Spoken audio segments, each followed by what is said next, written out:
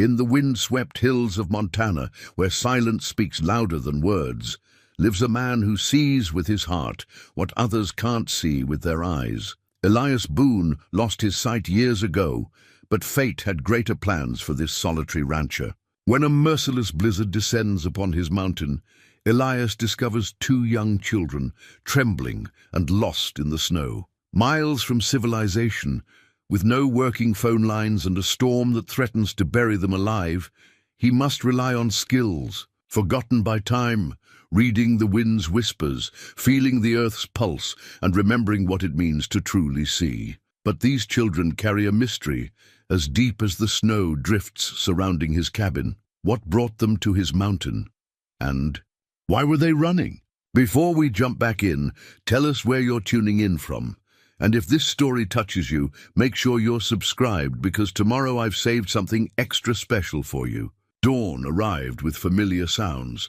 The old maple floorboards creaked their morning song as Elias Boone's weathered boots traced their well-worn path from bedroom to kitchen. His hand, calloused from decades of ranch work, found the carved wooden cane hanging exactly where it always did, third peg from the door, shoulder height.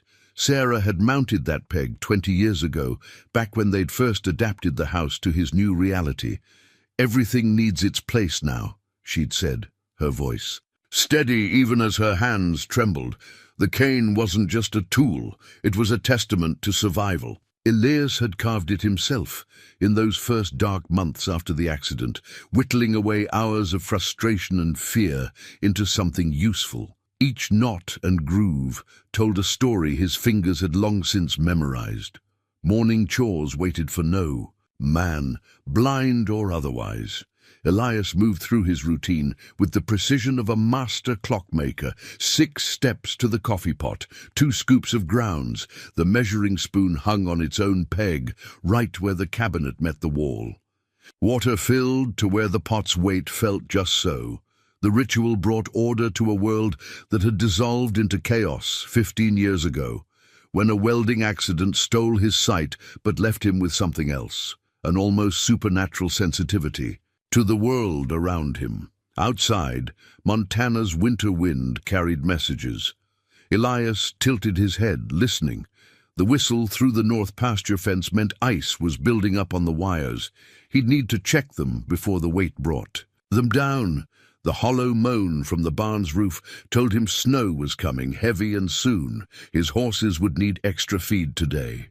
"Getting soft in your old age," he muttered to himself, remembering how he used to ride fence lines in any weather. But age had taught him wisdom, and wisdom meant respecting limits. At 62, he'd learned to work smarter, not harder. The barn door's hinges sang their familiar chorus as he stepped inside. Warmth and the musty sweetness of hay enveloped him, along with the greeting nickers of his 3 horses. "Morning, ladies," he called out, his voice echoing in the cavernous space. Sugar, his oldest mare, bumped her nose against his shoulder, right on schedule. "Patience, old girl." His fingers found her forelock, gentle as a father's touch. Sugar. It had been his eyes more times than he could count, especially in those early days when every step felt like stepping off a cliff. Now she was semi-retired, more companion than working horse, but she still knew her job. As he measured out feed, his mind wandered to yesterday's call from his sister Mary. She'd been pushing him again about moving into town, closer to family. "You're not getting any younger, Eli," she'd said, concern wearing grooves in her voice. "What if something happens up there?" What Mary never understood was that something had already happened. Many somethings. And he was still here. The accident, Zara's passing 5 years later. Their daughter Rachel's moved to Seattle, where she built a life that had room for monthly phone calls, but not much else. Through it all, the ranch had been his anchor, its rhythms and demands, keeping him tethered to purpose. The work kept him. Sharp, too. Every task required perfect memory and precise movement. Missing a step or misplacing a tool wasn't just inconvenient, it could be dangerous. But there was freedom in this discipline, an independence hard-won through thousands of repetitions. Elias finished the morning feed and stepped back outside. The wind had picked up, carrying the metallic taste of snow on its edge. His hand tightened around the carved cane as he made his mental calculations. The fence line would need checking now before the storm hit. Time enough after for split pea. Soup, Sarah's recipe, memorized like everything else that mattered. He'd learned long ago that blindness wasn't about living in darkness. It was about learning to see with every other sense God gave you, and some he only revealed when he took your eyes. The ranch spoke to him in vibrations through his boots, in the way air currents changed around buildings and trees, in the thousand. Small sounds that painted pictures clearer than his eyes ever had. A crow called from the direction of the north pasture, its warning cry sharp against the thickening sky. Elias turned his face into the wind and smiled. A storm was coming, sure enough, but he'd weathered worse, and the day's work wouldn't do itself. "All right then," he said to no one in particular, though Sugar whickered from her stall as if in response. "Let's see what this day has in store for us." The old barometer mounted beside the kitchen window had been Sarah's grandfather's, a brass and mahogany sentinel that had predicted Montana weather since before statehood. Elias couldn't see its needle anymore, but his fingers read its warnings. Just as true, this morning the glass was cold beneath his touch, the needle trembling lower than he'd felt it in years. "Gonna be a bad one," he murmured, tracing the instrument's aged wood. The air held that peculiar stillness that came before. Major storms, the kind old-timers called killing weather. Even the morning birds had gone quiet, as if holding their breath.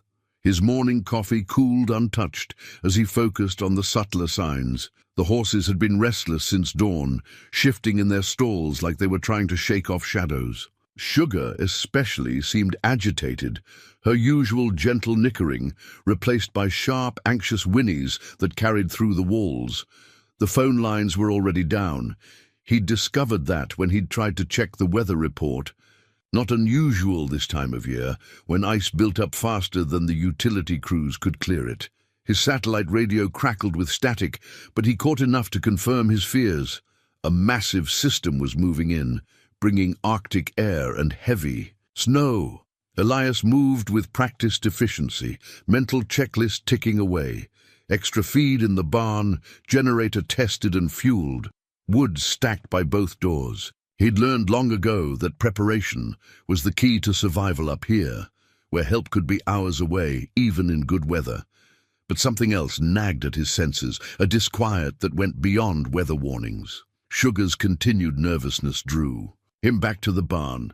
The mare's hooves struck the floor in an irregular rhythm, like Morse code spelling out danger. "Easy, girl," he soothed, running his hands along her neck. Her muscles were taut as fence wire. In the next stall, the younger horses picked up her anxiety, their movement creating a symphony of unease. A new sound caught his attention, the faint crunch of tires on the access road, too distant for most to hear. Visitors were rare enough in good weather. In these conditions, they were almost unheard of. The vehicle's engine had a rough note to it, struggling against the incline and the thickening air. The sound faded before reaching his property, but its echo left him unsettled. Up here, nothing happened by accident. People came for a reason, and in weather like this, those reasons were rarely good. Back inside, Elias retrieved his grandfather's pocket watch from its drawer. The raised dots he'd added to its face told him it was just past 10. The storm would hit within hours, according to both the barometer's warning and the deepening quiet outside. He moved through the house one more time, checking windows and doors. His fingers found the shotgun mounted above the kitchen door, a habit born of living alone in remote country. The steel was cold, but it offered familiar comfort. He returned it to its place, yet the unease remained.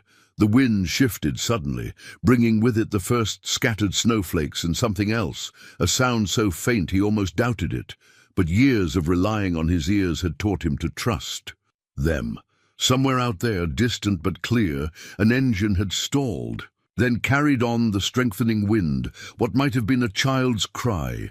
Elias stood motionless, every sense straining. The cry didn't come again, but the memory of it echoed in his mind, stirring something that felt like destiny. The last time he'd ignored his instincts about approaching weather, he'd lost Sarah. He wouldn't make the same mistake twice. "Looks like we've got work to do," he told Sugar through the wall. Her answering whinny held a note of agreement. The storm was coming fast now. He could feel the temperature dropping like a stone in a well. But first, he had to know if what he'd heard was real. Some sounds carved themselves into memory, becoming part of the story you told yourself about who you were. The crack of the welding arc that had taken his sight. Sarah's last breath, soft as a prayer. And now perhaps a cry on the wind that would change everything once again. The first flakes fell like whispers, but Elias knew better than to trust their gentle arrival. He'd wrapped himself in his heaviest coat, the one that still carried Sarah's scent in his imagination, though logic told him that was impossible after. All these years, Sugar moved beneath him with careful steps, her hooves testing each placement as they followed the sound he'd heard. The wind carved new shapes into the familiar landscape, transforming known paths into treacherous puzzles. But Sugar knew her business. 15 years of partnership had taught her how to be her rider's eyes, and she responded to the slightest shift of his weight, the smallest pressure of his knees. The cry didn't come again, but something had changed in the air, a new tension, like a wire pulled too tight. Sugar sensed it too, her ears swiveling forward, then back, tracking something Elias couldn't hear over the rising wind. Then she stopped. The sudden halt was her signal for danger, but this felt different from her usual warnings about steep drops or hidden obstacles. Her muscles trembled beneath him, not from fear but from recognition. There was something, someone, ahead. "Hello?" Elias called into the wind. Snow stung his face, driven harder now by the strengthening storm. "Anyone out there?" The response wasn't a voice, but a sound so faint he almost missed it, the chattering of teeth. Sugar needed no command to move forward, picking her way carefully through what Elias sensed was deeper snow. 5 steps, 10, then she stopped again. This time, with a soft nicker that he'd learned meant she'd found something that needed his attention. Elias dismounted, his boots crunching in snow that was already ankle-deep. The cold hit him immediately, biting through his layers. If there was someone out here, his cane found something solid, not rock or fallen wood, but something manufactured. A backpack, small and stiff with ice. Beyond it, barely audible over the wind, came shallow, rapid breathing. "Dear God," he whispered, dropping to his knees. His hands reached out, finding first a small shoulder, then another, 2 children huddled together against the storm. Their clothes were frozen stiff, and neither responded to his touch. "Can you hear me?" He kept his voice gentle but firm, running practiced hands over them, checking for injuries. A boy and a girl. He guessed from their size and the length of their hair. Young, maybe 8 and 6, too young to be out here alone. "I'm here to help. Can you stand?" The larger child stirred slightly. "Cold," came a boy's voice, weak but present. "Help. Help my sister." Elias's heart clenched. The girl was still, too still. "I've got you both," he said, already shrugging out of his coat. "My ranch is close. We'll get you warm." The coat would swallow them both. Small mercies. His hands moved with careful speed, wrapping them together in the heavy fabric. Sugar hadn't moved, standing as solid as a mountain against the wind. Elias lifted the children together. They weighed almost nothing, small birds with frozen wings, and managed through some miracle of necessity to mount with them cradled against his chest. "Home, girl," he murmured to Sugar, "quick as you can." The mare needed no further urging, picking up a careful trot, despite her double burden. Elias held the children close, trying to share what warmth he had left. The boy's breathing was steady against his chest, but the girl, he could barely feel her at all. The backpack lay forgotten in the snow behind them, but Elias's mind catalogued its location by instinct, marking the spot in his mental map. Later, it might provide answers. Now only survival mattered. The wind. howled louder, driving sheets of snow that even Sugar struggled to navigate. But she knew the way home as well as Elias knew the lines in his own palm, and her stride never faltered. The boy had begun shivering, a good sign Elias remembered from his winter survival training. It was when shivering stopped that you had to worry. "Stay with me," he told them both, though he wasn't sure they could hear him over the storm. Just a little further. The girl stirred finally, the smallest movement against his chest, and he sent up a silent prayer of thanks. They weren't too late. Not yet. Through the swirling snow, through the rising storm, Sugar carried her precious cargo home. And Elias, who had spent 15 years learning to trust in things he couldn't see, held on to faith that he'd found these children in time. Sometimes, he knew, miracles came wrapped in storm clouds. You just had to be willing to reach out into the darkness and grab hold. Instinct guided Elias's hands as he carried the children into the house. Years of navigating his home blind served him now, when every second counted. The girl, lighter than dandelion fluff in his arms, hadn't made a sound since that first stirring. The boy managed a few stumbling steps with help, his frozen boots scraping against the wooden floor. "The quilt," Elias said, knowing the boy was barely conscious. "In the chest by the fireplace. Sarah's grandmother made it, pieced together from—" He caught himself. Stories could wait. Never mind. Just know it's the warmest thing in this house. The cedar chest opened with a familiar creak. His fingers found the quilt instantly, wool and cotton, thick with memories and warmth. Sarah had wrapped Rachel in it during every childhood fever, claiming it had healing powers woven into every stitch. Now, spreading it before the fireplace, Elias prayed those powers hadn't faded with time. "We need to get you out of these frozen clothes," he told the children, his voice steady despite the urgency drumming in his chest. The boy made a sound. "Fear. Maybe, or just exhaustion. I know you don't know me. I'm Elias Boone. I'm blind, but I know what I'm doing. Will you trust me?" A pause, then a weak yes. The boy's voice cracked like thin ice. Elias worked with careful efficiency, his hands telling him what his eyes couldn't. The children's clothes were frozen solid in places, requiring patience to remove without causing pain. He wrapped them in, the quilt as he worked, preserving what little warmth remained in their small bodies. The girl's breathing was shallow, but present, a mercy he added to his running list of thanks. The fireplace held banked coals from morning, and Elias coaxed them back to life with practiced movements. Split pine caught quickly, filling the room with warmth and the scent of resin. As heat began to build, he retrieved the emergency kit from its place under the kitchen sink, another legacy of Sarah's preparedness. "Can you tell me your names?" he asked, opening the kit. The familiar arrangement of supplies grounded him: emergency blankets, chemical heat packs, basic medical supplies. Everything in its place, just as Sarah had insisted. Jamie, the boy managed. "She's Anna, my sister."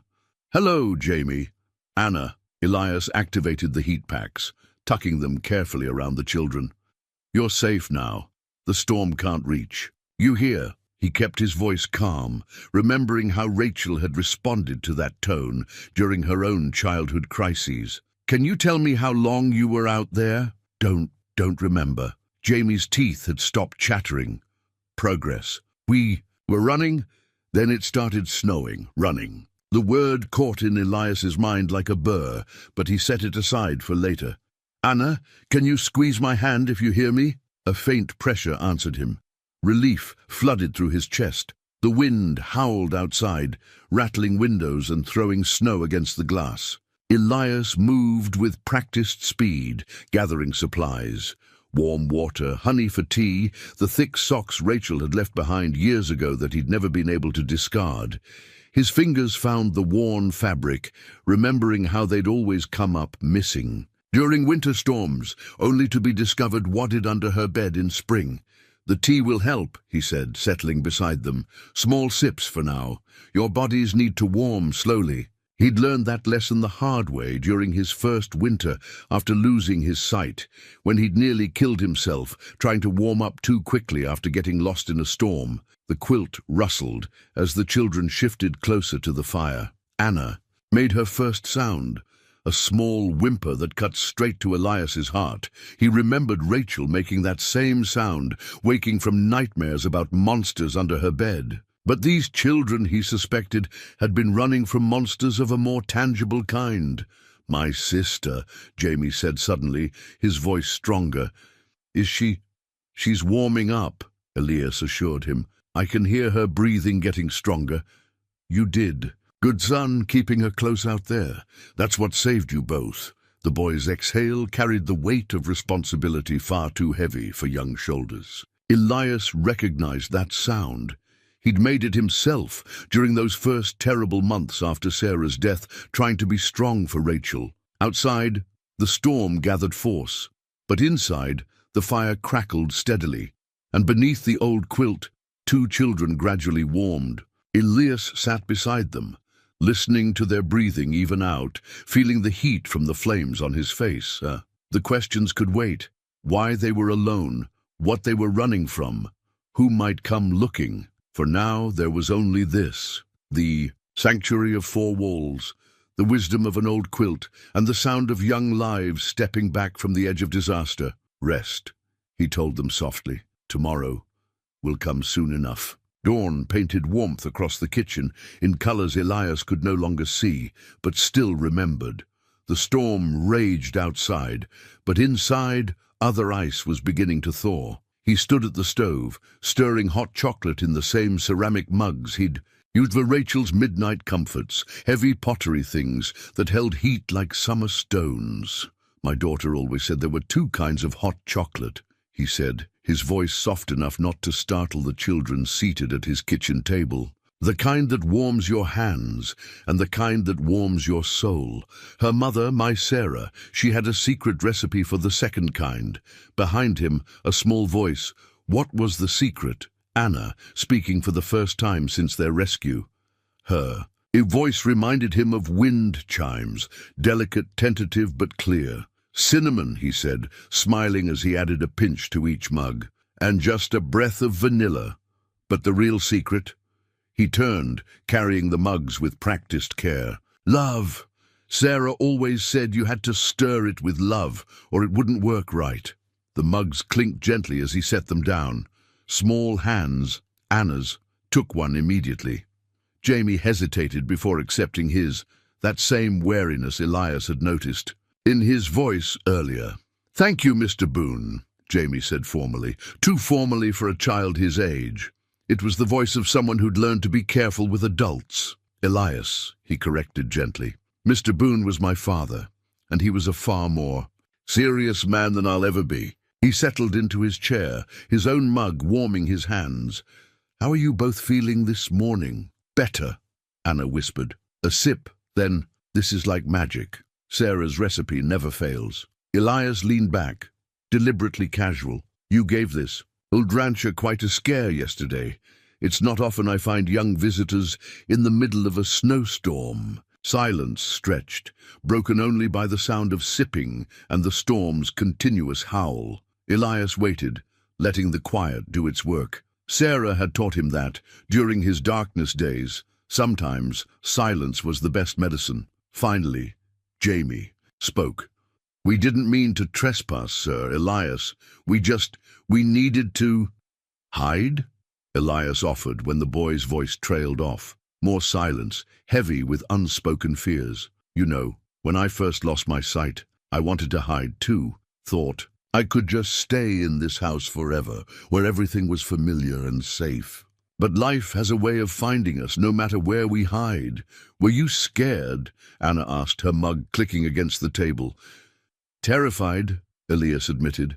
"Still am sometimes. But being scared doesn't mean you're weak. It just means you're paying attention." A chair creaked, Jamie shifting position. "Our mom used to say something like that before." The pause held whole stories in it. Elias let it breathe, taking another sip of chocolate. Outside, the wind changed direction, throwing snow against different windows now. "The storm's going to keep us all here for a while," he said finally. "Phone lines are down, roads will be blocked. Whatever you're running from, you're safe here for now, but—" He set his mug down carefully. "If there's trouble coming, I need to know, not just for my sake, but so I can protect you both properly." The siblings communicated in that silent way children often did, a language of rustling clothes and tiny movements. Elias waited, remembering how Rachel used to test the edges of trust, looking for weak spots where adults' promises might break.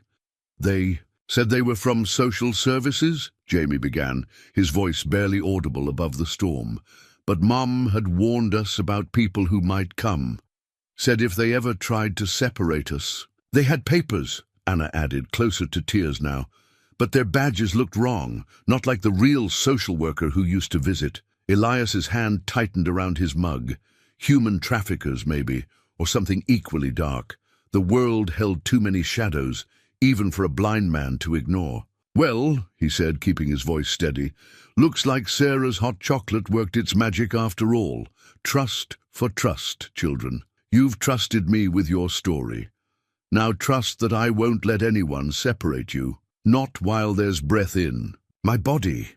The words surprised him even as he spoke them, but he knew they were true. Sometimes the heart made decisions before the head could catch up.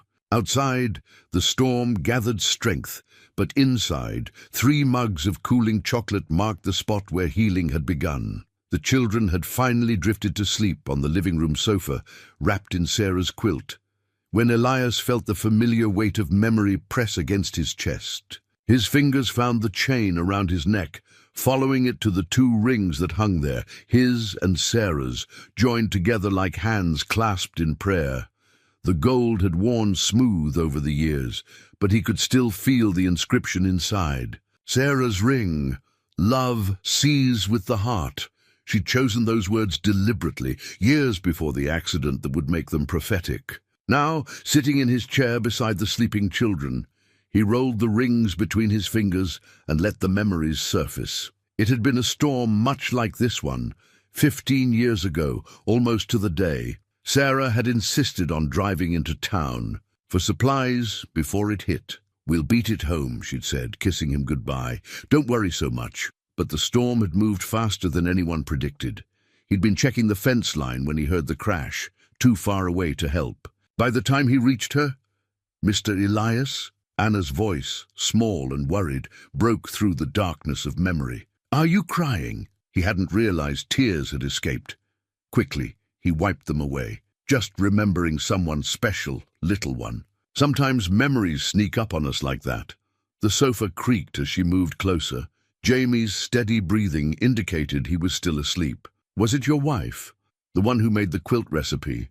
"Sarah?" He nodded. "She loved storms, believe it or not. Said they reminded her that nature was bigger than our problems." His thumb found the smooth spot on her ring, where years of wear had softened the metal. "She would have loved meeting you both. What happened to her?" Anna's question carried the gentle curiosity of the young, who hadn't yet learned to fear death's shadows. "The mountain took her," he said simply. "Same storm that took my sight. She was trying to get home to me." The rings clinked softly together as his hands trembled. "That's why I couldn't leave you out there in the snow. Some choices you don't really make. They make themselves." Anna was quiet for a long moment. Then, with the straightforward wisdom of children, "Do you think she sent us to you?" The question caught him off guard, stirring something deep in his chest. "Maybe she did at that," he said softly. "Sarah always did have a way of taking care of people, even when—" He trailed off, hearing a change in Jamie's breathing. The boy was awake now too, listening. "Our mum was like that," Jamie said, his voice thick with sleep and unshed tears. "Always taking care of everyone. Even at the end, in the hospital, she was more worried about us than herself." Elias's heart clenched. "When did you lose her?" 2 months ago, Jamie answered. "Cancer. She made us promise to stay together no matter what. That's why we couldn't let those people take us to different homes. We promised her." The rings felt heavier now, weighted with new purpose. "A promise to a mother is sacred," Elias said. Sarah made me promise something too before she left us. Said I had to keep living, keep loving. Took me years to understand what she meant.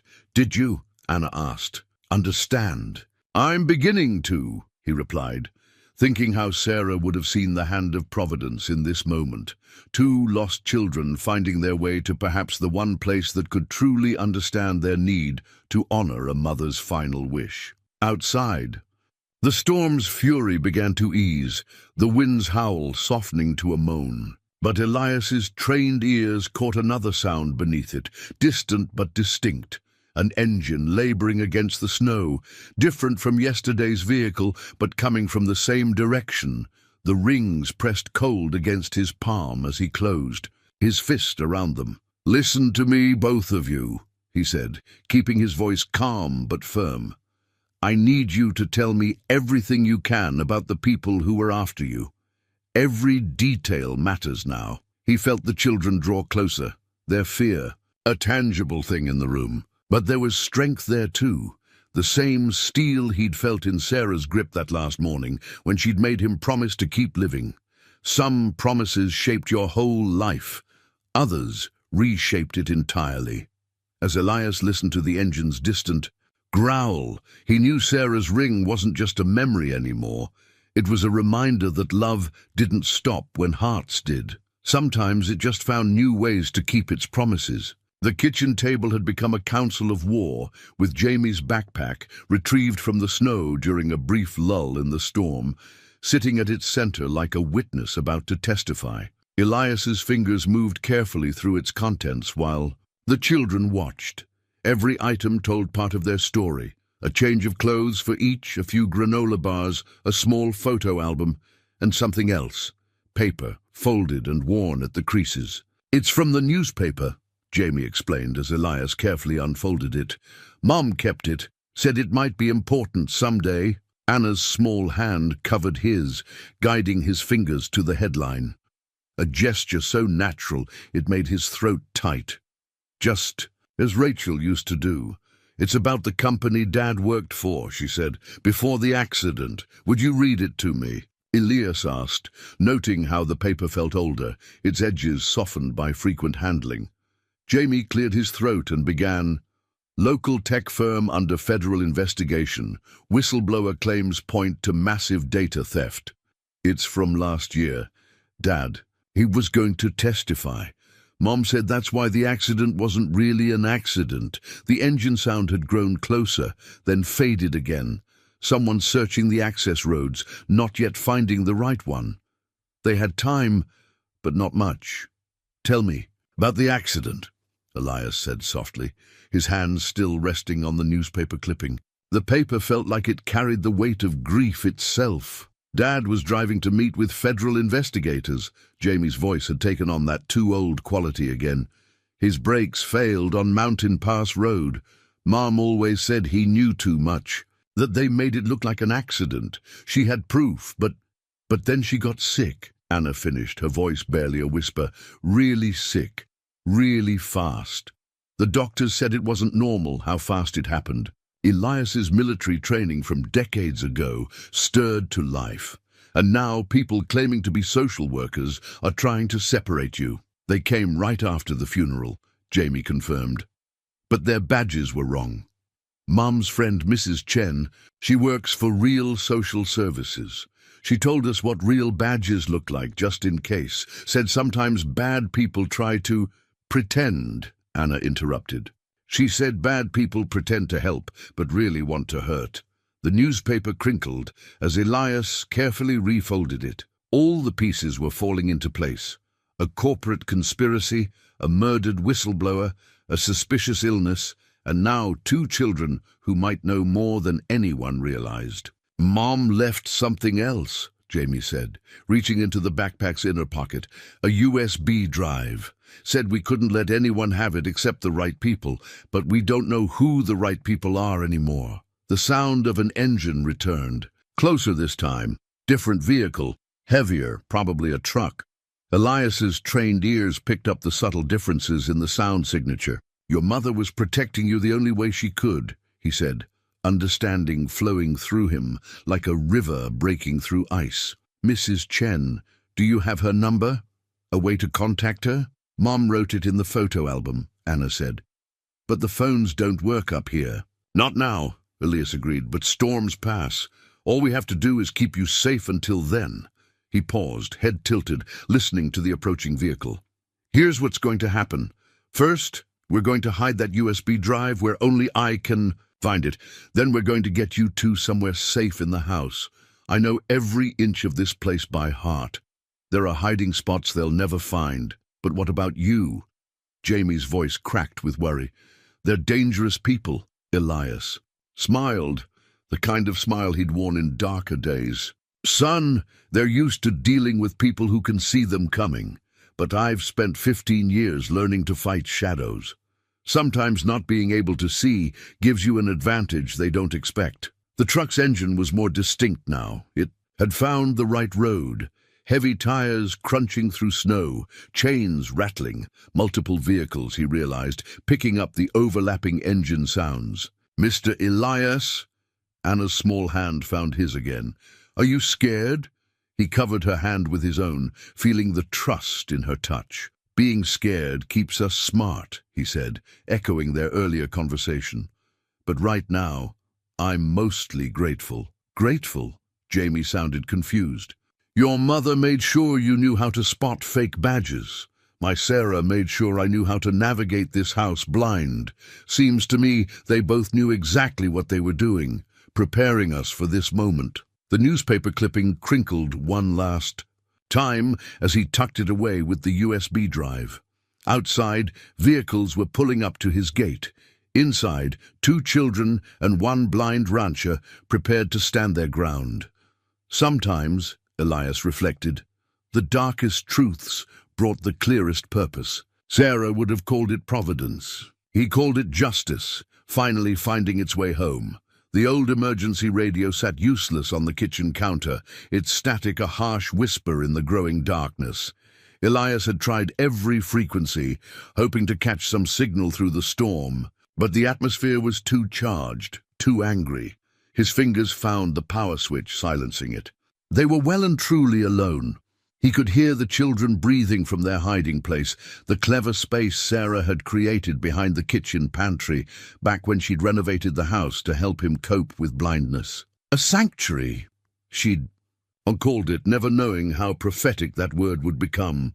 Remember, he whispered to them through the hidden panel, no matter what you hear, stay quiet, stay still. His hand pressed against the wood, feeling Jamie's slight nod through the vibration.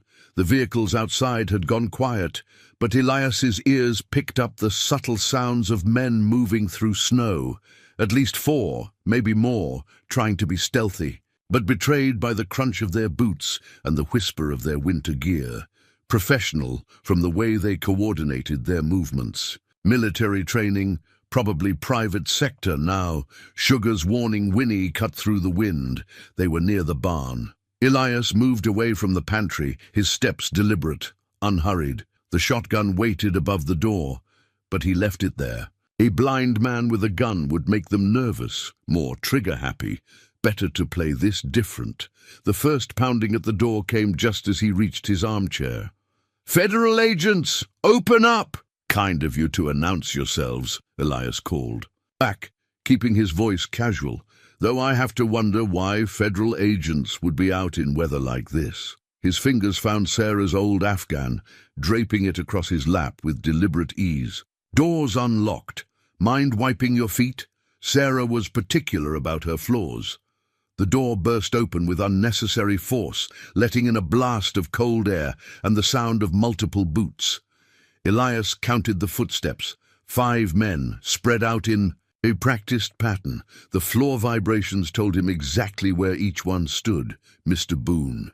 The voice was smooth, educated, trying too hard to sound official.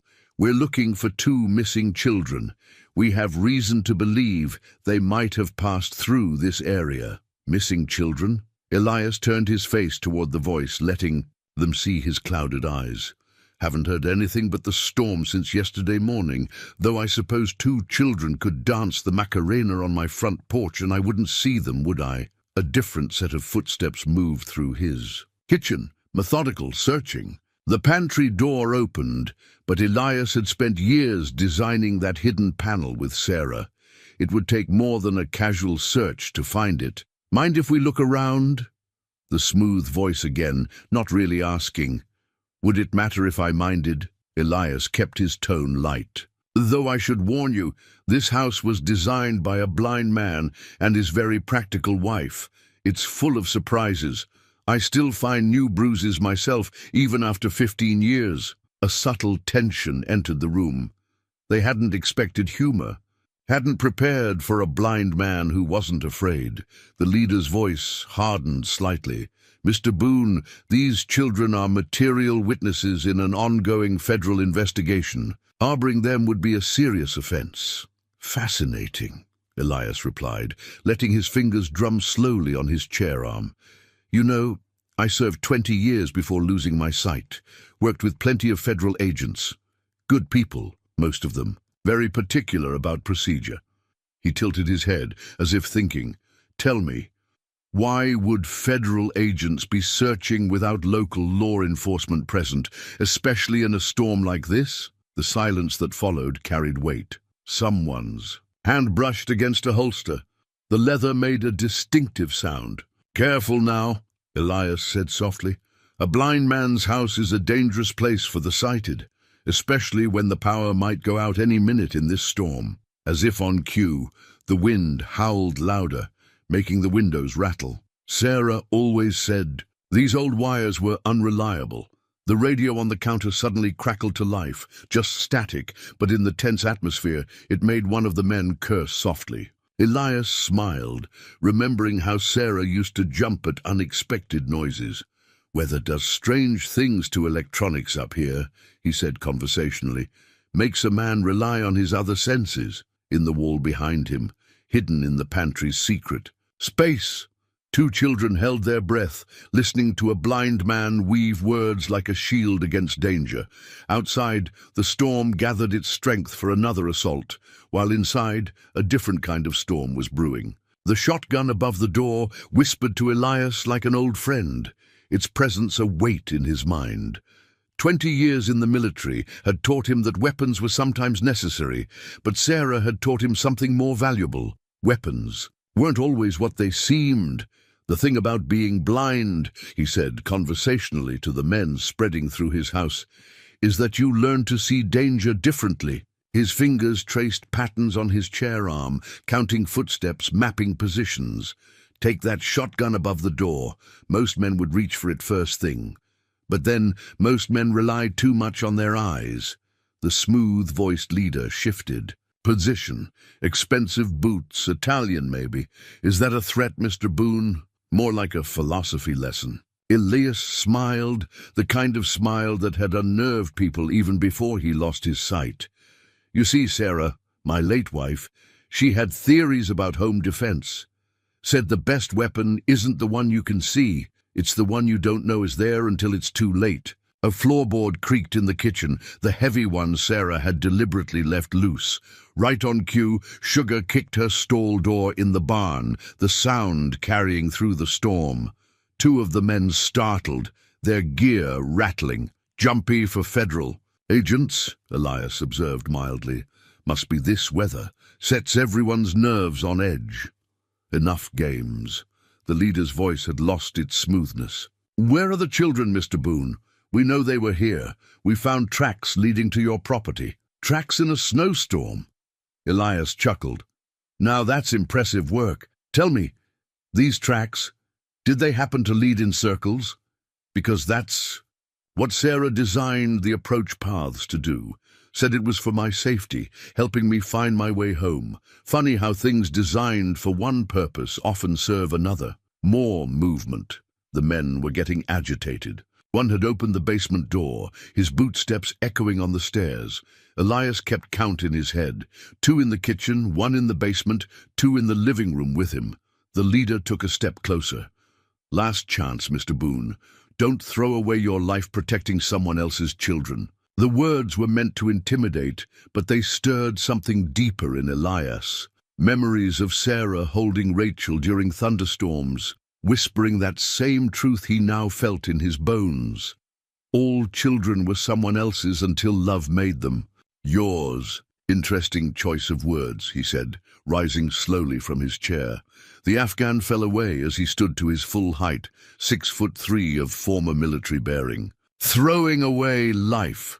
Sarah used to say life throws itself away when we stop protecting what matters. A gun cleared its holster. Not the leader's, one of the others. Amateur move. Elias turned his head slightly, letting them see his clouded eyes. Again, you know what the hardest part of being blind is? Not the darkness. It's knowing that sighted people expect you to be helpless. The house chose that moment to speak. Old pipes groaning as the heating system cycled. The man in the basement swore loudly enough to make his companions twitch. Elias had been counting on that reaction. Sarah spent 3 years redesigning this house, he continued, his voice dropping lower. Not just for a blind man to navigate, but for a blind man to defend. Every creaking board, every echoing corner, every shadow your eyes think they see. She planned it all. The question isn't whether I'm armed, he smiled again. The question is whether you're in my house or my house is armed against you. The leader's breath caught, the first crack in his professional facade. You're bluffing. Maybe, Elias shrugged, but here's what I know for certain. In the next few minutes, that storm is going to knock out the power. When it does, you'll be in a house designed to disorient sighted people, facing a man who doesn't need light to see, and somewhere out there, a rather temperamental mare is about to break free of her stall, spoiling your vehicle's tires with her hooves. Sarah always said Sugar had good timing. As if nature itself were following his script, the wind rose to a screaming pitch. The lights flickered once, twice. In the basement, something crashed. So, Elias said into the growing tension, shall we discuss what happens next, or would you prefer to learn why Sarah called this place her fortress? The shotgun still hung, above the door, untouched. But in that moment, as the storm prepared to plunge them all into darkness, Elias knew he held a different kind of weapon, one made of knowledge, preparation, and the love of a woman who had turned his blindness into strength. Sarah would have appreciated the irony. Sometimes the best defense wasn't a gun at all, but the threat of what waited in the dark. When the power finally died, Elias's fingers were resting on Sarah's old Bible, tucked as always in the side table. Drawer. He'd been counting seconds since the basement crash, tracking movements through vibration. The man down there hadn't come back up.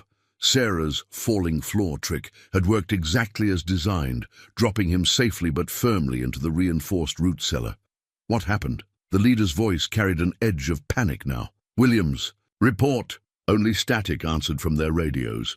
The storm had seen to that, just as it had seen to the power lines. In the perfect darkness, Elias heard 4 sets of breathing, 2 rapid and shallow by the kitchen, 1 measured but tense near the front door, and the leaders growing more ragged by the second. Interesting thing about faith, Elias said into the darkness, his hand still on the Bible. Sarah used to read me Psalms when I first went blind. There's one about walking through the valley of the shadow of death. Never quite understood it until I lost my sight.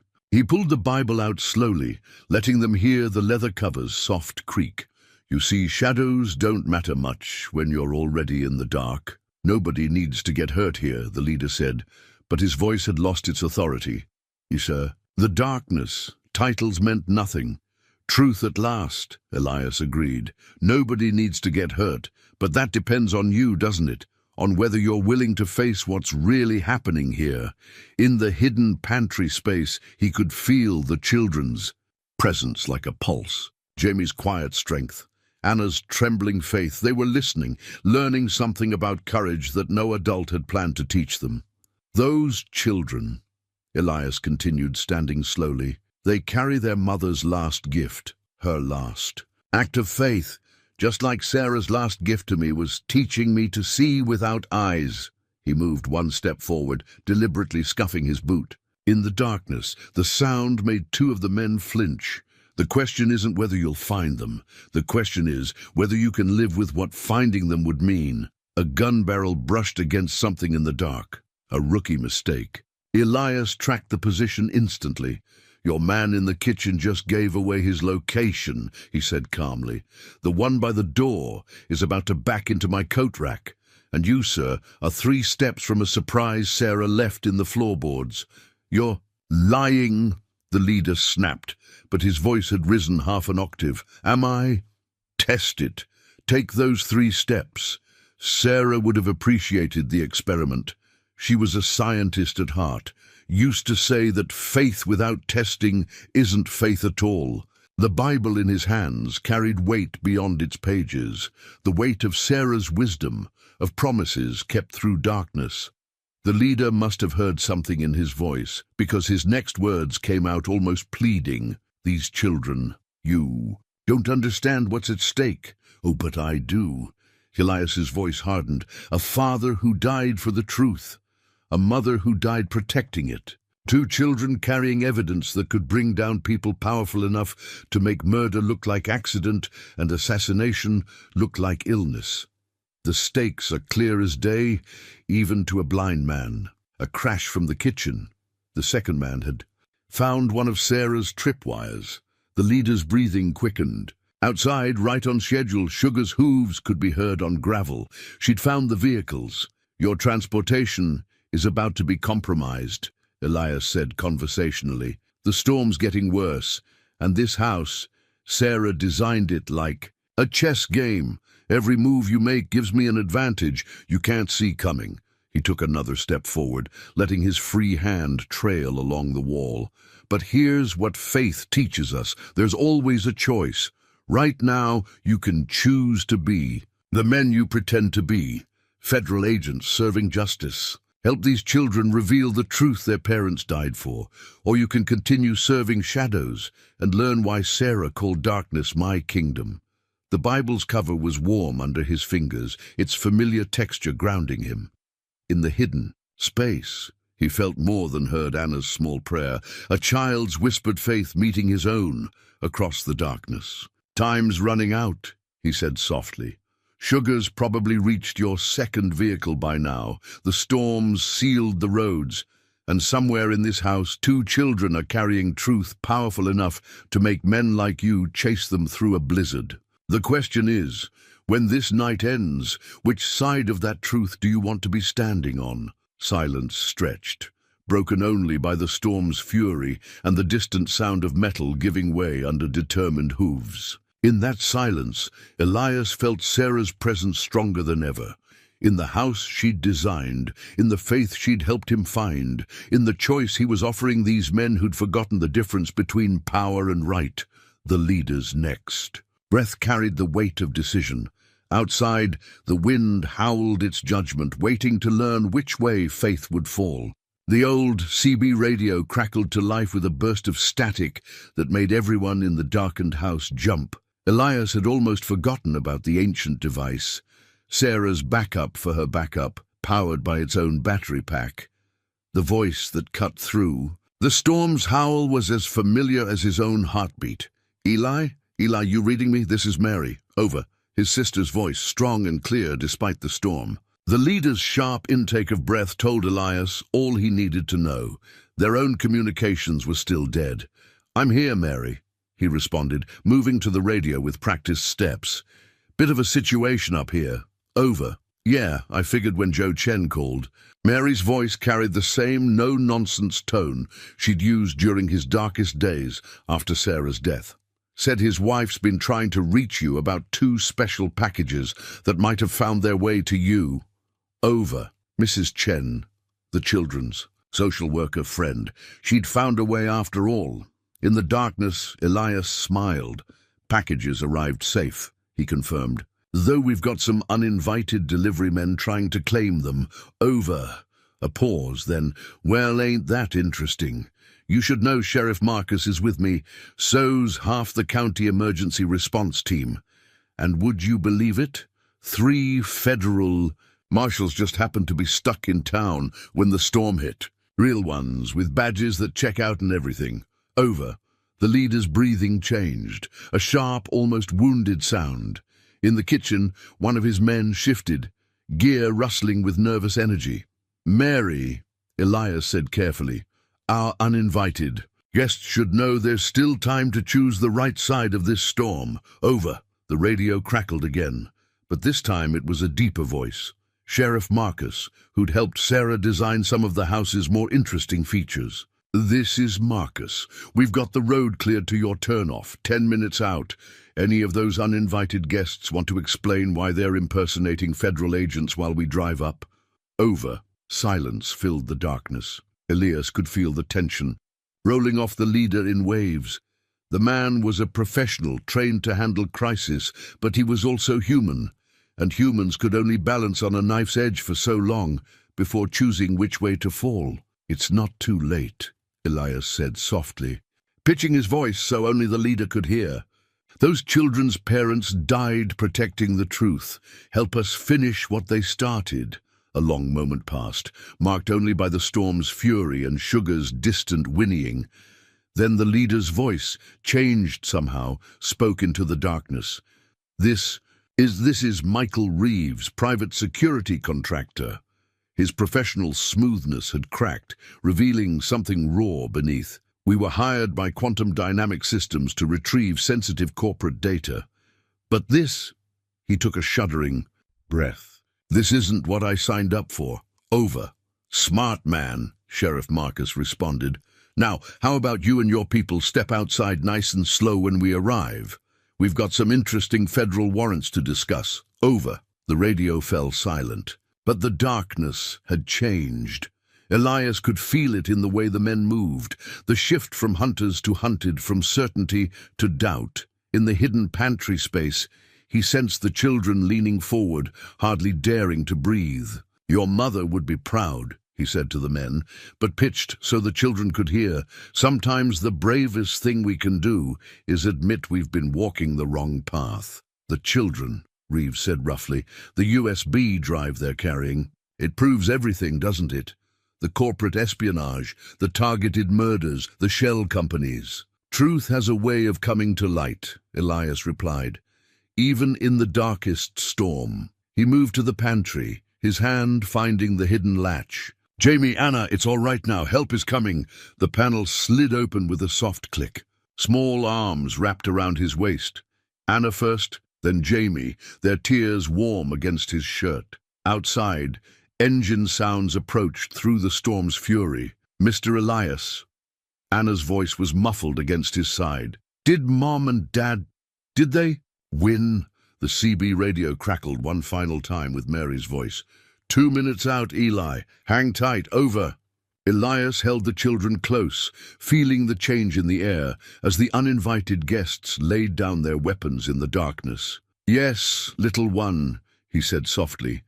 "With a little help from Sarah's house, a stubborn old blind man, and a whole lot of faith, they won."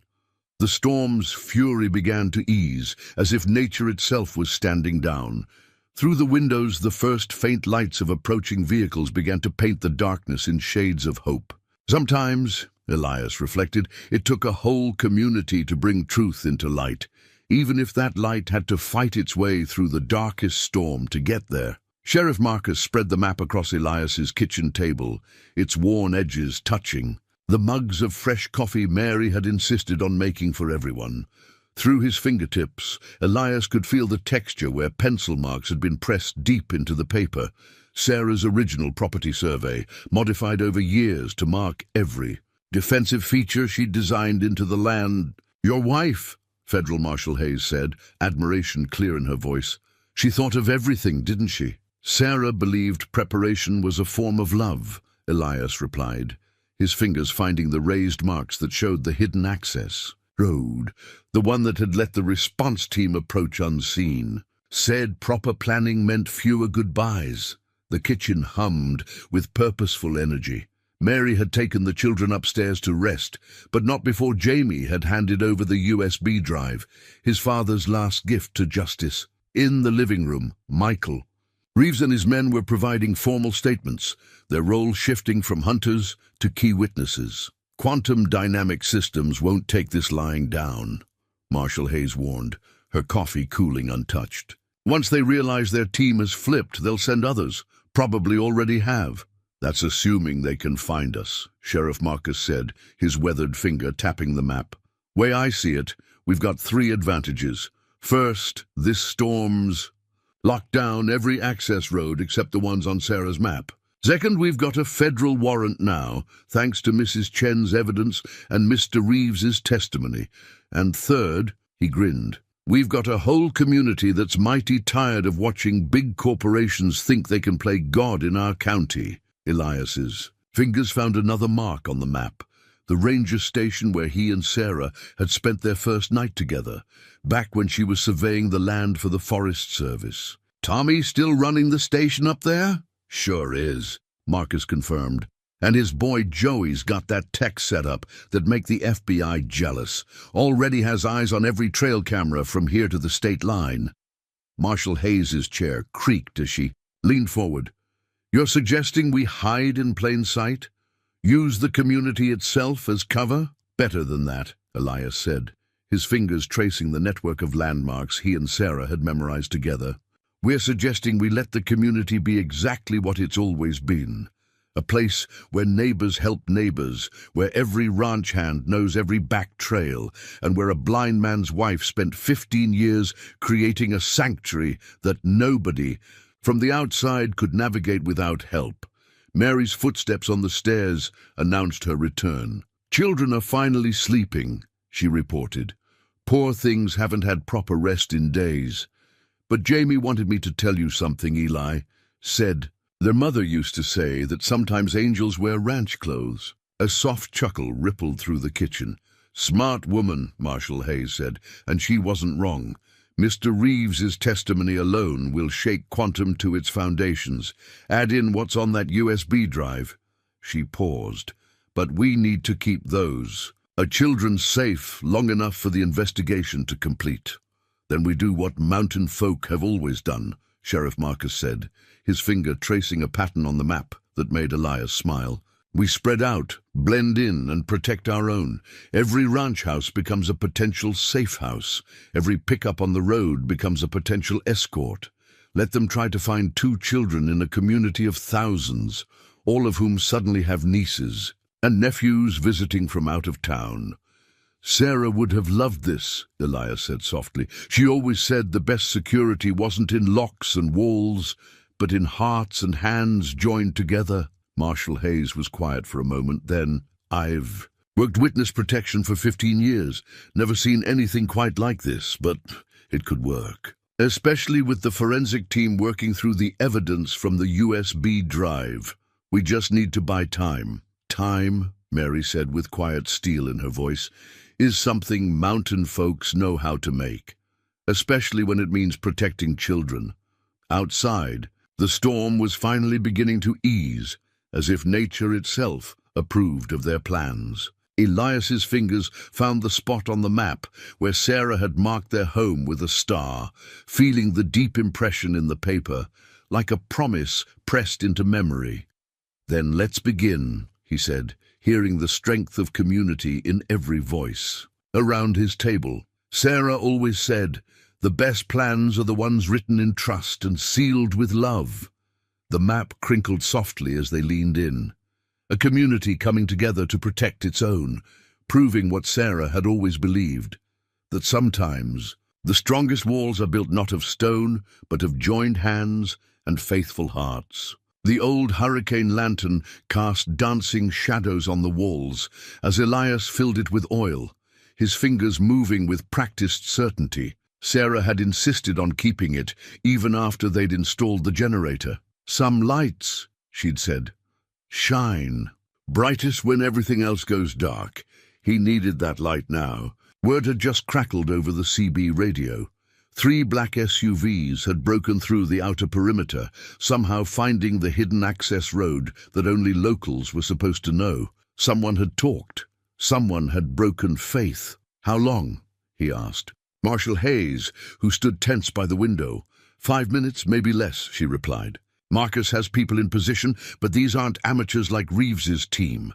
They're wearing military-grade gear, night vision, thermal imaging. They're trying to level the playing field, Elias said, understanding flowing through him. Take away my advantage in the dark. The children were already moving through the tunnel Sarah had built beneath the barn, part of the original homestead's Underground Railroad heritage that she'd maintained and expanded. Mary was leading them to the ranger station, while Michael Reeves and his men provided a convincing decoy convoy heading the opposite direction.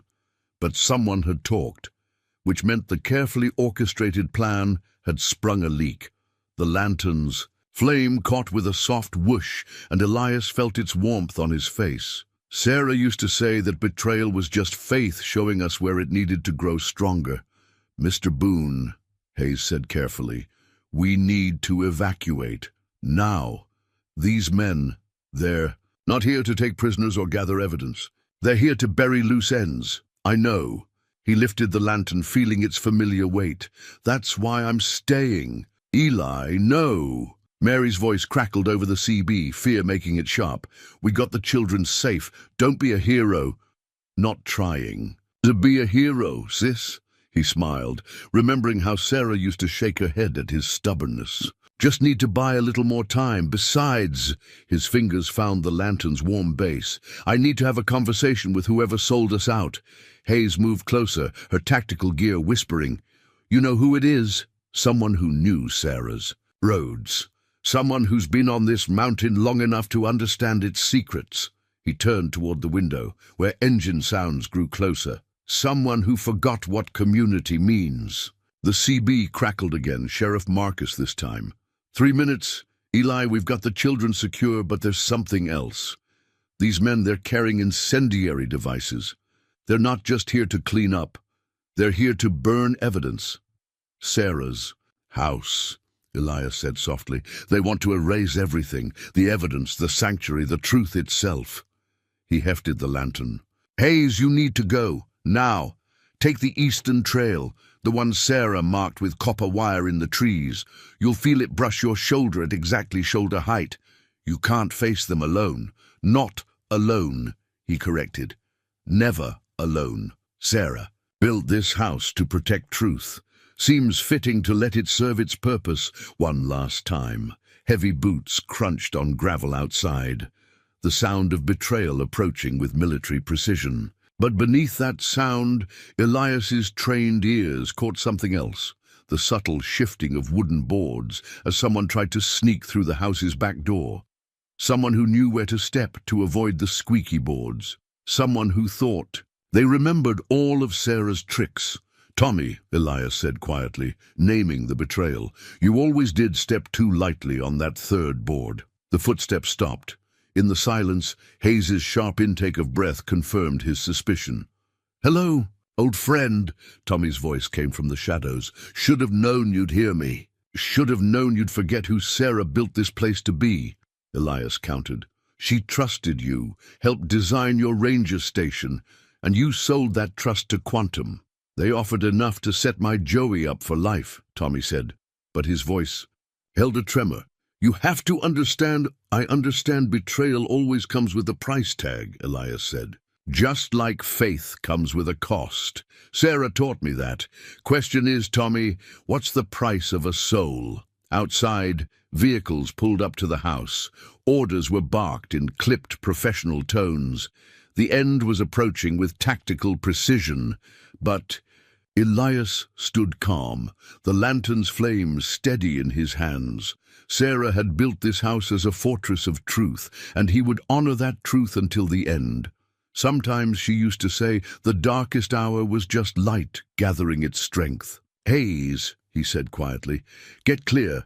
Tommy, you've got one last chance to choose your path. He lifted the lantern higher, letting its light fill the room. As for me, I'm going to show these men why Sarah called darkness my kingdom. The lantern's flame flickered as the first breeze of dawn stirred through the house.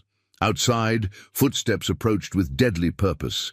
But inside, one blind man stood ready, holding light against darkness, preparing to defend not just a house, but the very idea of sanctuary itself. The first ray of morning sun broke through the storm clouds just as the tactical team breached the front door.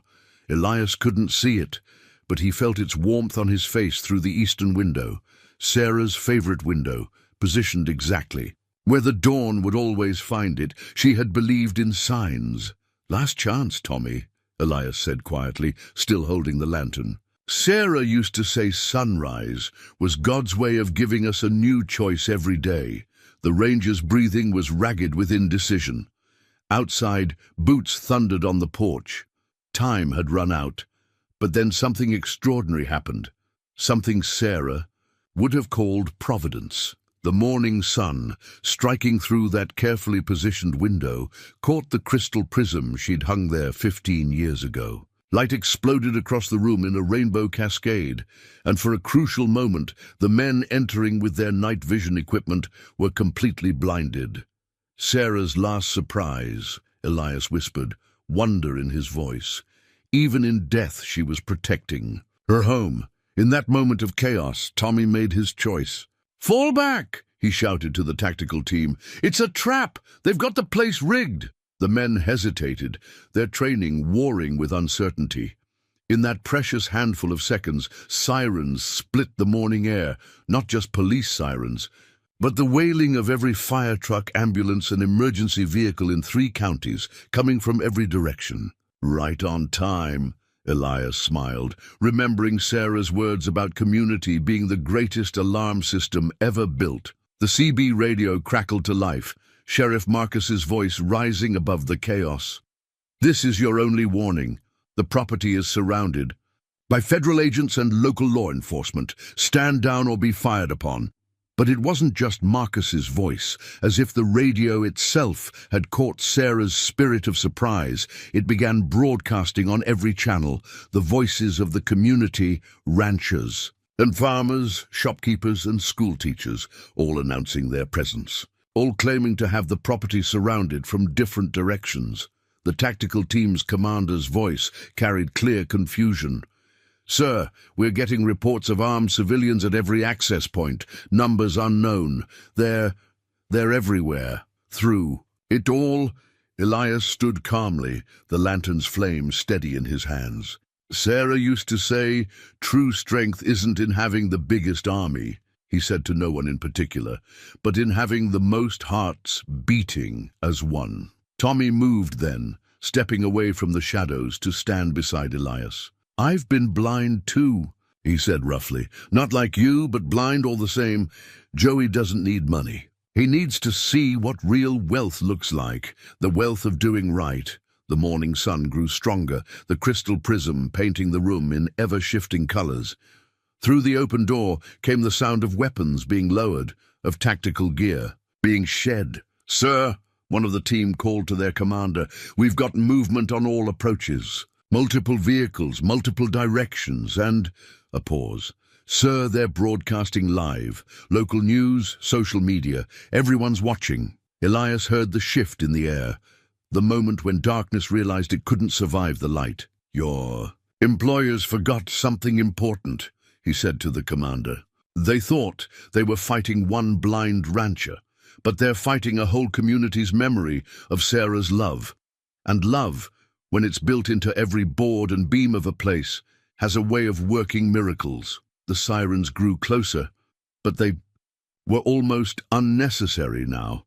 The tactical team, faced with exposure on all sides and a community's united stand, began to retreat. Their commander, a man trained to calculate odds, could read the changing numbers clearly enough. "Pull back," he ordered. "Full withdrawal, now!" As Boots scrambled to obey, Tommy's hand found Elias's shoulder. "Sarah would be proud," he said, his voice thick with tears. "Not just of the house protecting itself, but of me finally finding my way back to the light." The CB crackled one final time, Jamie's voice bright with excitement. "Mr. Elias, the news people are saying Quantum's CEO just got arrested. They're saying the USB drive had everything, and more people are coming forward and—" "Hush, now!" Mary's voice cut in, but she was laughing. Let the man enjoy his miracle in peace. Elias set the lantern down gently, no longer needed in the growing dawn. Outside, the community was arriving in force. Trucks and cars and horses, people bringing casseroles and coffee, children running to play in the fresh snow. The sounds of life and love driving back the last shadows of fear. Not my miracle, he said softly, feeling the sun's warmth blessing Sarah's house. This was Sarah's miracle, planned 15 years ago with crystal prisms and trust in dawn's light. She always said love was just truth, with its work clothes on. And in the morning sun, Sarah's house stood proud, not just a blind man's fortress, but a community's testament to the miracle of joined hands and faithful hearts. The old photograph album lay open on Elias's lap, its pages warming under the afternoon sun, streaming through Sarah's prism-hung window. Though he couldn't see the images, his fingers traced the familiar texture of the photos while Jamie described each one to Anna. "That's Dad at his college graduation," Jamie said, his voice stronger now that the danger had passed. "And Mom's," laughing because his cap fell off right when they took the picture. "They look happy," Anna observed softly, like Mr. Elias and Miss Sarah in their wedding photo. Mary, arranging fresh flowers nearby, Sarah's favorite lilacs, their scent filling the house, paused in her work. "You know, Sarah would have loved knowing her home protected you both. She always said a house wasn't just walls and windows, but a living thing built of love and memory." The afternoon hummed with activity beyond the windows. The community had turned out in force, not just to celebrate the children's safety and Quantum's downfall, but to help heal the wounds of betrayal with the balm of togetherness. Pickup trucks lined the drive, bringing food and supplies. Children played in the yard under watchful eyes. Even Tommy was there, working alongside his son Joey to repair the damage to Sugar's barn. "Mr. Elias?" Anna's small hand covered his wear. It rested on the album. Could we add our picture to your album so we'll always be part of the house's memory?" Elias felt tears warm his unseeing eyes. "Sarah would like that very much, little one. She always said family wasn't just about blood. It was about who your heart chose to keep." The front door opened, bringing Marshall Hayes's confident stride. "Good news," she announced. "The judge just approved emergency custody. Mary, if you're still willing..." "Try and stop me," Mary replied with a laugh.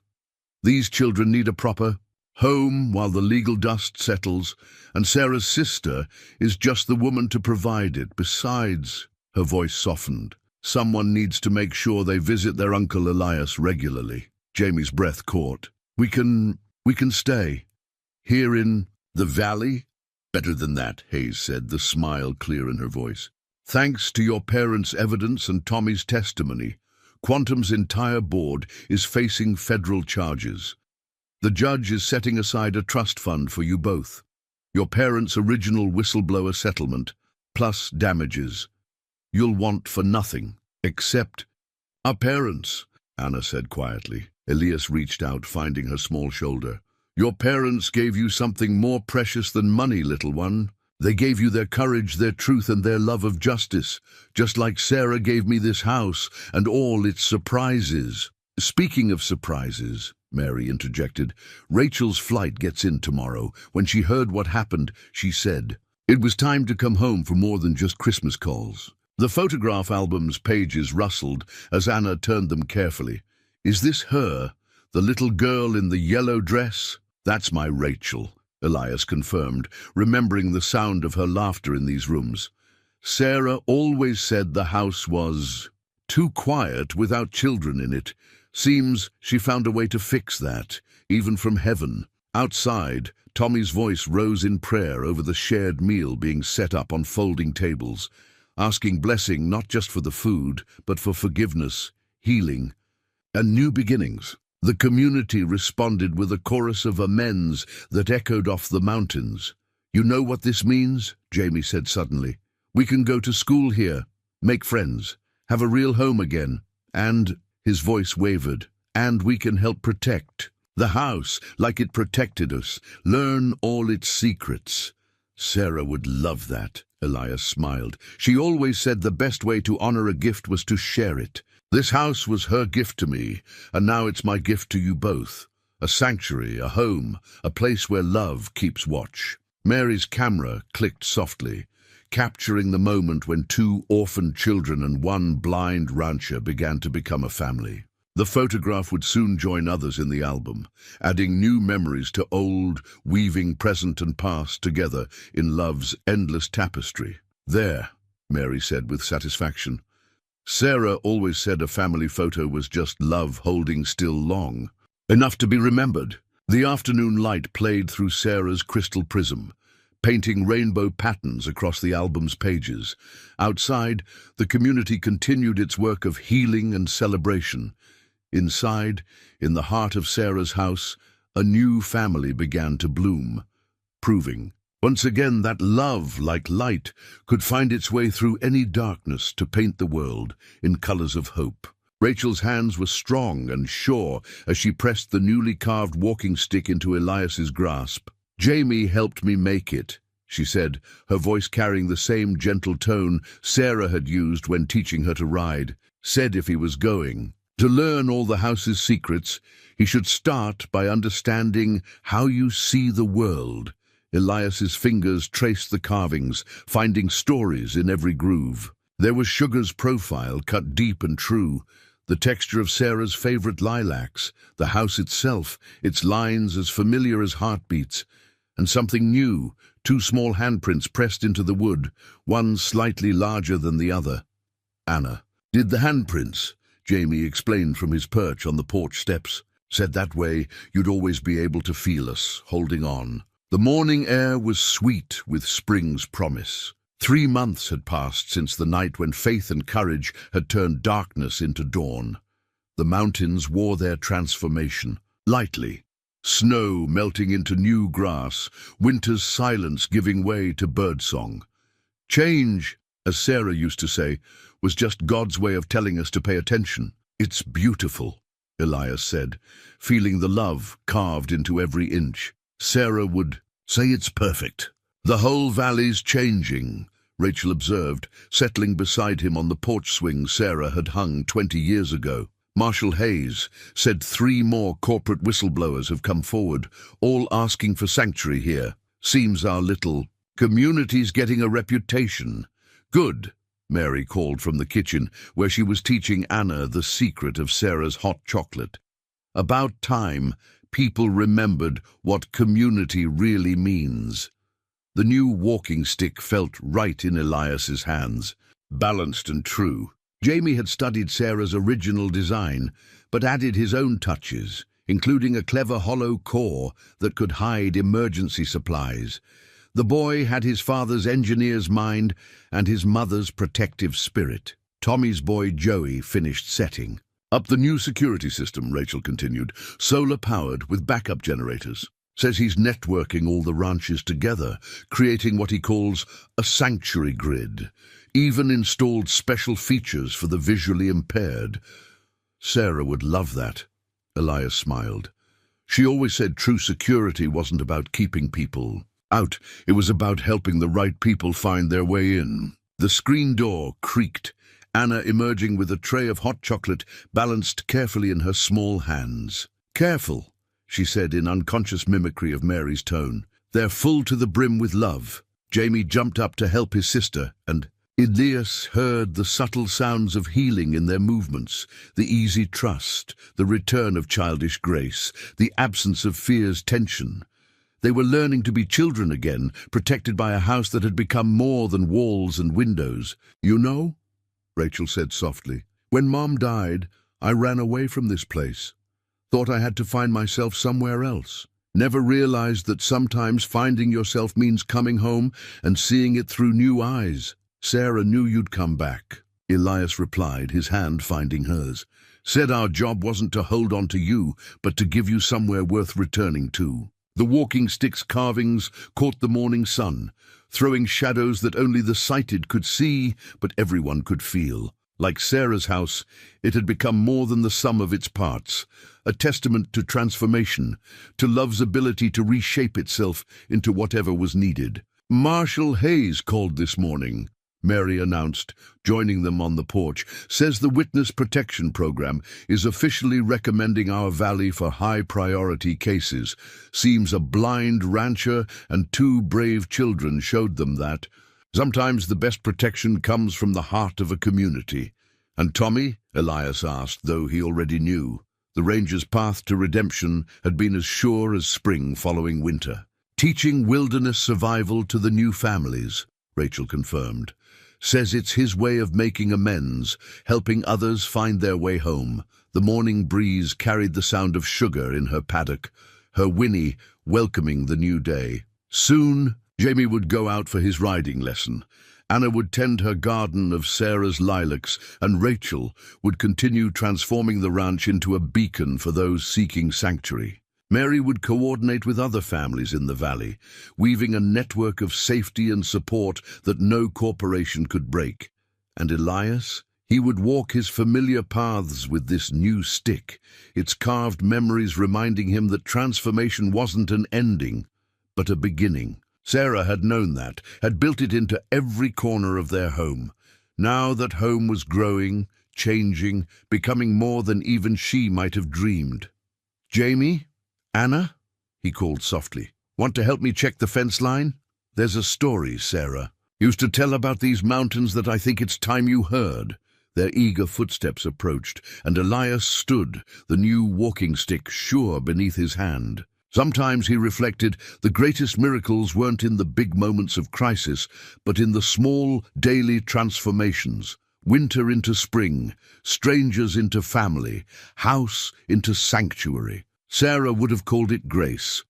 He called it morning, breaking new and fresh across the mountains, carrying tomorrow's promise in today's dawn. The wind chimes Sarah had hung the day they were married rang soft and clear in the evening breeze, their melody carrying across the years like a promise kept. Elias sat in his favorite chair on the porch, listening to the sounds of his expanded family preparing for the celebration inside. Today marked 1 year since 2 lost children had found their way through a snowstorm to his door. 1 year since Sarah's house had proven itself a fortress of both strength and grace. 1 year of transformations, both subtle and profound. The chimes sang a different tune now. Jamie had carefully added new tubes to their arrangement, using the engineering skills his father had left as legacy. "So you can hear us coming home," he'd explained, each child now represented by their own distinct note in the symphony of arrival and return. "Penny for your thoughts?" Rachel's voice carried from the doorway, followed by the scent of Sarah's. Chocolate cake recipe, Anna's specialty now, adapted with her own careful additions of cinnamon and hope. Just listening to Sarah's wind chimes, telling stories. Elias smiled. She always said they were heaven's way of reminding us that love speaks in music when words aren't enough. Inside, he could hear Mary directing the final preparations for the gathering. The whole valley would be here soon, families old and new, each bringing their own dishes and their own stories of sanctuary found. 5 more whistleblowers and their children had found homes in the community over the past year, each adding their own notes to the valley's growing song of protection and peace. The screen door creaked, Anna slipping out to join him, her small hand finding its familiar place in his. "The lilacs bloomed early this year," she reported. "Mrs. Chen says it's a blessing, a sign of good things growing." "Smart woman, Mrs. Chen," Elias nodded. "Your mother would agree with her." "Do you think?" Anna paused, gathering courage. "Do you think our mum and dad can see us? And Miss Sarah too? Do they know we're happy?" The wind chimes rang more strongly, as if in answer. Sarah would say they do. Said love doesn't stop at heaven's gate. It just learns to speak in wind chimes and blooming lilacs and chocolate cake made with extra cinnamon. Jamie's footsteps approached, carrying the new confidence of a boy growing into his father's legacy of truth and his mother's legacy of courage. "Marshal Hayes just pulled up. Says she's got news from Washington." "Good news," Hayes called, climbing the porch steps. "The Whistleblower Protection Act amendments passed. They're calling it the Montana Sanctuary Law. Seems your valley's way of doing things is becoming national policy.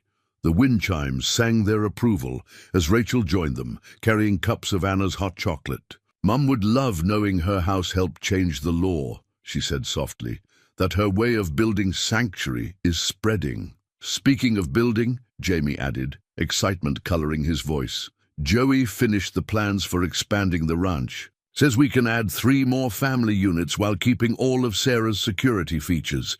Even figured out how to incorporate Dad's digital encryption systems into the design." Elias listened to the future taking shape in their words, in the wind chimes song, in the gathering sounds of community arriving for celebration. Tommy's truck rumbling up the drive, laden with fresh-cut flowers from his wife's garden. Mrs. Chen's gentle voice directing new families toward the gathering. Children's laughter mixing with adult conversation as the valley's extended family came together. "You know what Sarah would say about all this?"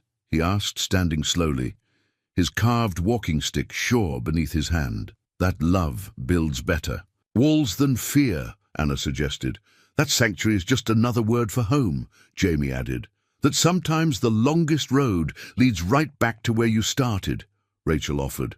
Elias smiled, hearing Sarah's wisdom echoed in their voices. "All of that," he agreed. "But mostly, she'd say that miracles don't always announce themselves with thunder. Sometimes they whisper in wind chimes and children's laughter and a community's choice to stand together." The evening breeze carried the scent of lilacs and the promise of summer, while Sarah's wind chimes rang out their eternal message of love's perseverance. Inside the house that faith had built and courage had defended, a family gathered, not bound by blood, but by something stronger. The choice to believe in sanctuary, in second chances, in love's power to transform darkness into dawn. "Time to go in," Rachel said gently. "Everyone's waiting." Elias nodded, feeling the presence of all those who had brought them to this moment. Sarah's love, the children's parents' courage, a community's faith, and the endless grace that had woven their separate stories into one tapestry of hope. The wind chimes offered one final chorus as they turned toward the warmth and light of home. And in their music, Elias heard what Sarah had always known, that love, like sanctuary, was not a destination, but a journey, not a shelter, but a song sung in the endless ring of wind chimes, calling loved ones home.